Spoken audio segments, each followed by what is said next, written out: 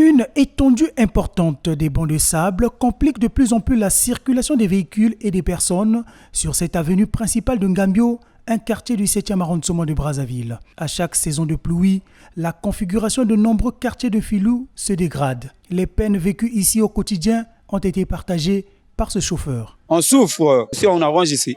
Avec le sable, ça ne va pas marcher. Ça rend difficile notre travail par rapport, on paye les taxes, mais par rapport au travail, ça ne marche pas.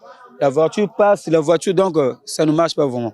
Tout le monde ou presque connaît la solution pour éviter que la chaussée soit envahie par des bancs de sable.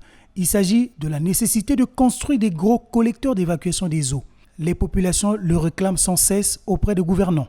La dernière fois, les autorités ont pu faire des pavés du rond-point là-bas jusqu'ici. Au lieu de continuer jusqu'à Mouanza, ils ont encore laissé l'espace là-haut, que ça ne nous arrange pas. Et ça n'arrange pas ici les usagers de la route là. Donc, il faut canaliser devant Filou.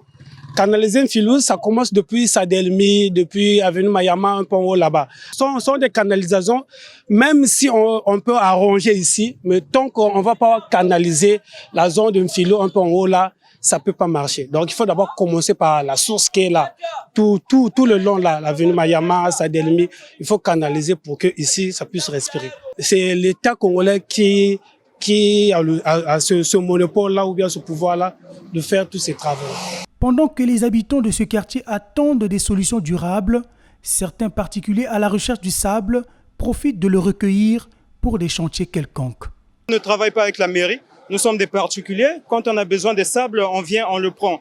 Mais sinon, ça fait quand même des dégâts parce qu'il y a des dalettes qu'on avait fait il n'y a pas très longtemps. Il y a des érosions, la pluie et tout.